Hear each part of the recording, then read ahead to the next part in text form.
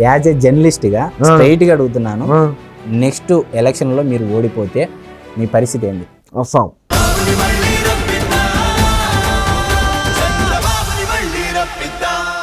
ఎంత చక్కదమ్మా రాములమ్మ రాములమ్మ యాడ ఉన్నావు వివేకన్నా సింహరాజనా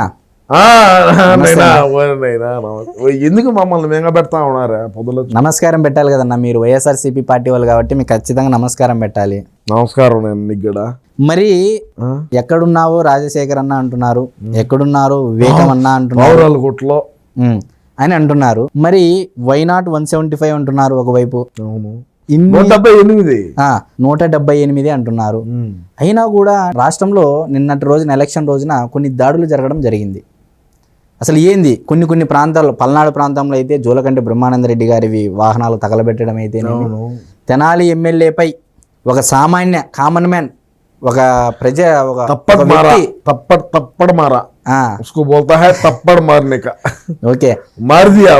అలా జరగడం జరిగింది. ఇంకొక చోట కాస్ మహేష్ రెడ్డి అని చెప్పేసి గురిజాల నియోజకవర్గంలో ఎంబడించినారు, ప్రజలే తరిముకుంటూ పోయారు.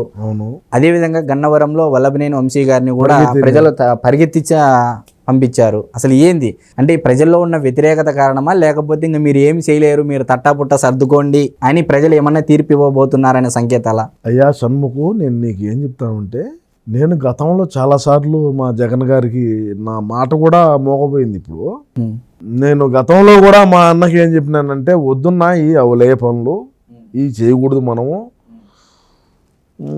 వద్దు అనేది చెప్పడం అయితే జరిగింది. మా ఓడు మాత్రలు వేసుకుంటాడు కదా, లండన్ నుంచి తెచ్చిన మాత్రలో, ఈ లండన్ మాత్రలు వేసుకొని ఇటు ప్రకారం ఎన్నెందో రకరకాలుగా చెప్పినాడు. మరి ఈరోజు ఏమైంది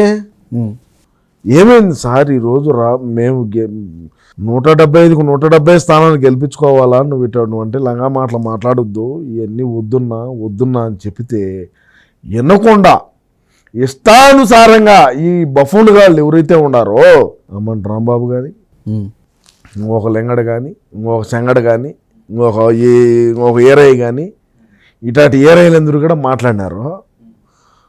మాట్లాడినటువంటి నియోజకవర్గం లేకపోయి నువ్వు ఓటేసుకునేటువంటి పరిస్థితుల్లోనే ఈరోజు మా పార్టీ లేదు సార్. నిజమే, మరి వాస్తవం కదండి. రాష్ట్ర ప్రజానీకం అంతా కూడా చూశారు కదండి, మేము తప్పేం చెప్పట్లేదు.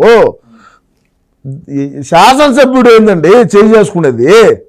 ఒక శాసనసభ్యుడు అయ్యుండి తెనాల్లో చేసుకుని ఒక సెకండ్కు మళ్ళా ఓటర్ ఎవడైతే ఉన్నాడో ఓటు కూడా చేసుకొని ఒక శాసనసభ్యుడు కొట్టినాడంటే, ఈ అమ్మ మా బతికెందుకు అయ్యాక మేము ఎందుకు బతకాలంగా? ఏం అవసరము? ఎందుకు? నాకు నమ్మకం లేదు, మేము గెలుచాము. అయితే ఈరోజు కొత్తగా లేటెస్ట్ ఇప్పుడే అందిన న్యూస్ ఏంటంటే, వైసీపీ వాళ్ళ ఇంటి పైన దాడులు స్టార్ట్ అయ్యాయి. అప్పుడే గెలుస్తున్నామనే ఊహతో ఆల్రెడీ కాసు మహేష్ రెడ్డి గారి నియోజకవర్గంలో వైసీపీ కార్యకర్తలు ఇల్లు పగలగొడుతున్నారు, ధ్వంసం చేస్తున్నారని చెప్పేసి సమాచారం. అవునా?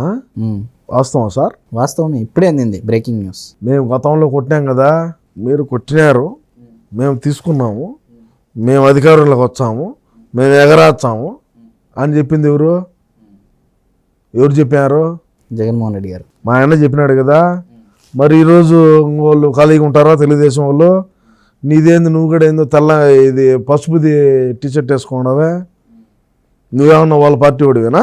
కాదు, పసుపు టీషర్ట్ అంటే మా బతికేందంటే చెల్లెలు కూడా పసుపుది చీర కట్టుకున్నదని కామెడీ చేసినట్టు లంగా ప్రభుత్వం. ఇప్పుడు మీ నాయకుడు జగన్మోహన్ రెడ్డి గారు పసుపు కనపడితే ఒక కాన్స్పిరసీ అంటే అదొక లోకంలోకి వెళ్తున్నారని చెప్పేసి మా పేపరు, మా సాక్షి పేపరు పసుపులో ఉన్నప్పటికీ పైన హెడ్డింగు, పక్కనోడు ఎదురుగా ఉండేవాడు ఎవడు కూడా పసుపు అనేది వేసుకోకూడదయా, నువ్వు నా ఎదురుగా వచ్చి పసుపు వేసుకొని కూర్చుంటే ఏం కథ ఏమి అంటే? ఇప్పుడు నేను ఏమంటున్నానంటే, తెనాలిలో ఒక ఎమ్మెల్యే పైన చేసుకున్న ఒక ఓటరు అది కదా నా ఒళ్ళో, అంటే నాలో ఇప్పుడు ఉన్నాడు. సో ఇప్పుడు నేను కూడా భయపడే పరిస్థితులు అయితే లేవు వైఎస్ఆర్సీపీ పార్టీ వాళ్ళకి. కానీ భయపడవా? మాకు అంబేద్కర్ రాజ్యాంగం ఉంది, భయపడే పరిస్థితులు. భయపడవా? గొడ్డలికి భయపడము. కత్తికి భయపడవా? గొడ్డలికి ప్రత్యేక గొడ్డలు తయారు చేస్తాం. నువ్వా చేసినప్పుడు చూద్దాం. మామూలుగా ఓచకోతకు వస్తాం మేము, అధికారంలోకి వచ్చినా రాకపోయినా కూడా. ఇప్పుడు నువ్వే అంటున్నావు కదా, ఏమని వైసీపీ వాళ్ళ ఇళ్ళ మీద దాడులు జరుగుతున్నాయని. జరుగుతాయి, ఒక రకంగా ఉండవు. జరిగినప్పటికీ మా వాళ్ళు తిరుగుబాటు ఎట్టుంటుంది అనేది రాబోయే రోజుల్లో చూస్తాను. నేను ఎందుకు ఈ మాట అంటున్నాను సార్ ఒకటి చెప్తా వింటారా? ఫైనల్గా నేను ఇంకేం చెప్పను మీకు. మేము అధికారంలో ఉన్నప్పుడు మొన్నటిదాకా ఉన్నాం కదా, ఇప్పుడు టిల్ నవ్వు కూడా మేము ఉన్నాం. ఒక పరంబోగ్గా, ఒక బఫూన్గా, ఒక డెకాయిట్, ఒక లంగా, ఒక అనుకో ఉన్నప్పటికీ మేము ఏ విధంగా ఈ 2019 నుంచి 2024 ఎన్నికల వరకు ఏ విధంగా రాష్ట్రాన్ని పాలించినాము, ఏ విధంగా ఇది చేసాము అనేది రాష్ట్ర ప్రజలకు అందరికీ తెలుసు. నేనేం చెప్పలేను సార్. అయితే నేను ఇందాక ఎందుకు ఆ మాట అంటున్నానంటే భయపడానని. తెనాలిలో జరిగిన ఘటన జరిగిన తర్వాత అతనుకున్న ధైర్యం నాకు ఎందుకు ఉండకూడదు అంటే నేను ప్రజల అభిప్రాయం దృష్ట్యా ఈ మాట చెప్పాను. అంటే ప్రజలు కూడా ప్రజలు కొట్టలేనా? నేను తప్పించుకుంటాను కదా. ఏంది నేను తప్పించుకుంటాను. ఆడిపోతావు సార్. మీరు కావాలని మీ స్టూడియోలోకి పిలిచారు ఇంటర్వ్యూ వేయండి అని చెప్పి. నా మార్బలం బయటలేరా? నాకు మనుషులు లేరా? అంటే మెహర్బానీ చేస్తాం ఖచ్చితంగా అంటున్నారు. మామూలుగా ఉండదు సార్. మీరేమన్నా అట్ట అనుకుంటారేమో. ఓడు ఒక శాసనసభ్యుడు అయినప్పటికీ దెబ్బలు తిన్నాడు. సీమరాజా ఉండేది సీమరాజా అండి, గుర్తుపెట్టుకోండి. మాట్లాడే మాట, మీరు అడిగే క్వశ్చన్ కూడా కొద్దిగా ఆలోచన చేసుకొని అడిగినారంటే, మాట్లాడే మాట వేసే బాట జాగ్రత్తగా మీరు మాట్లాడారంటే మేము తిప్పినాము. 2019, 2024 దాకా తిప్పినప్పటికీ, మేము మాట తప్పి మనం తిప్పినప్పటికీ ఉండేది సీమరాజా అనేది ఒకసారి గుర్తు పెట్టుకొని మాట్లాడండి. ఇదే మాట తెలుగుదేశం పార్టీ వాళ్ళు కూడా ఏమంటున్నారంటే, జనసేన పార్టీ వాళ్ళు అయితేనేమి, తెలుగుదేశం పార్టీ వాళ్ళు అయితేనేమి, బీజేపీ కార్యకర్తలు అయితేనేమి, ఇప్పటి వరకు ఒక లెక్క, రేపు వచ్చే తర్వాత నుంచి ఒక లెక్కగా ఉంటుంది అని చెప్పేసి వాళ్ళు ఖరాఖండిగా చెప్తున్నారు. మరి దీనిపై ఏమంటారు మీరు? మా ఇంటికి కూడా పెట్టలేరు అని చెప్తారు. ఇదే మాట 2019లో జగన్మోహన్ రెడ్డి గారు చెప్పారు. 2024 వచ్చేసరికి మిమ్మల్ని నమ్ముకున్నా అనే మాట కూడా అన్నారు. మరి దాని పరిస్థితి ఏంది? అవసరం అయ్యా అంటాము. ఏంది ఎక్కువ అందితే జుట్టు అందకపోతే కల్లా. నువ్వు ఎక్కువ మాట్లాడగా. యాజ్ ఏ జర్నలిస్ట్గా స్ట్రైట్గా అడుగుతున్నాను, నెక్స్ట్ ఎలక్షన్లో మీరు ఓడిపోతే మీ పరిస్థితి ఏంది? అస్సాం